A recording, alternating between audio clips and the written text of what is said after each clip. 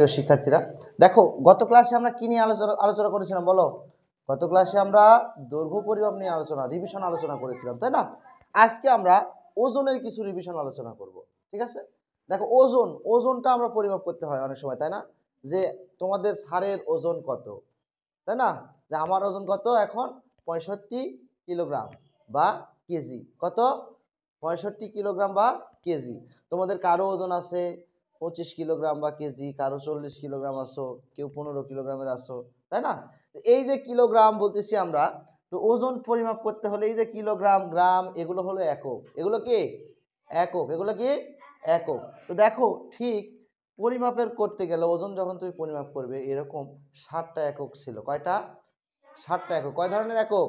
7 ধরনের। সবগুলো এককই ব্যবহার হয় না, তবে যেহেতু আছে আমাদের জানতে হবে। তো কি কি বলো? ওজন পরিমাপের মূল এককটা কি মনে আছে? বলো, ওজন পরিমাপের মূল একক কি? বলো, ওজন পরিমাপের মূল একক গ্রাম। ওজন পরিমাপের মূল একক কি? গ্রাম। মূল এককটা হলো গ্রাম। 2 নম্বরে দেখো বলছে ওজন পরিমাপের আন্তর্জাতিক একক কি? এইবার বলো আন্তর্জাতিক এককটা কি? গ্রাম তো মূল একক, তাই না? এখন বলছে আন্তর্জাতিক এককটা কি? কি হবে বলো? কি হবে? কিলোগ্রাম। বলছে আন্তর্জাতিক এককটা কি?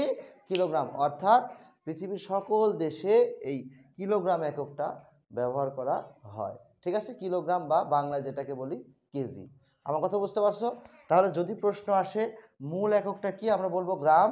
আর যদি বলে আন্তর্জাতিক এককটা কি, তাহলে বলবো আমরা কিলোগ্রাম। মনে থাকবে? এখন দেখো আমরা যে 7টা একক নাম মনে আছে, যে কিলো, হেক্টর, ডেকা, মিটার, তাই না? ডেসি, সেন্টি, মিলি। তো আমরা যখন ওজন পরিমাপ করব তখন কি হবে? কিলোগ্রাম। কি হবে? কিলোর সাথে গ্রাম যুক্ত হবে ওজন পরিমাপের সময়।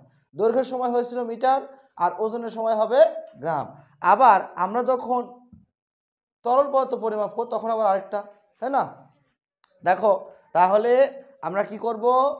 কিলোগ্রাম, হেক্টোগ্রাম, ডেকাগ্রাম, গ্রাম, ডেসিগ্রাম, সেন্টিগ্রাম, মিলিগ্রাম, এই এককগুলো দিয়ে আমরা পরিমাপ করব। তো যেই প্রশ্নটা আরো বেশি আছে তোমাদের, এই যে একটা প্রশ্ন যে কিলোগ্রামকে এবং গ্রামকে কিভাবে একসাথে গ্রাম বানানো যায়, তাই না? তো আমাকে প্রথমে দেখো প্রশ্ন দেওয়া হয়েছে 5 কিলোগ্রাম 375 গ্রাম সমান কত গ্রাম, তাই না? তো এই 5 কিলোগ্রাম 375 গ্রামকে আমরা কি করব? গ্রাম বানাবো। কি করব বলো? গ্রাম বানাতে হবে। কি বানাতে হবে? গ্রাম। তো আমাদের দেখো 375 গ্রাম তো গ্রাম হয়েই আছে। 375 গ্রাম নিয়ে আমাদের কোনো কাজ আছে? কাজ নেই। আমাদের কাজ কি নিয়ে? এই 5 কিলোগ্রাম নিয়ে। কি নিয়ে বলো? কি নিয়ে? 5 কিলোগ্রাম নিয়ে। তো 5 কিলোগ্রামকে আমরা কি বানাবো? গ্রাম বানাবো। কি বানাবো? গ্রাম। তো 5 কিলোগ্রামকে গ্রাম বানাতে হবে আগে জানতে হবে যে 1 কিলোগ্রাম সমান কত গ্রাম। তাহলে আমরা কি লিখবো? যে আমরা জানি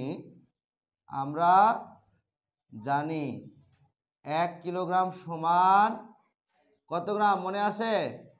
1 কিলোগ্রাম সমান 1 কিলোগ্রামের 1 নিলাম।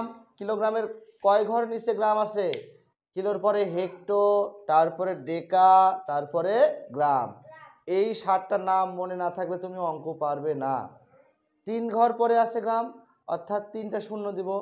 তার মানে 1 কিলোগ্রাম সমান 1000 গ্রাম। তাহলে 5 কিলোগ্রাম সমান কত গ্রাম হবে? 5 গুণ 1000 গ্রাম সমান 5000 গ্রাম। এখন আমরা কি করব?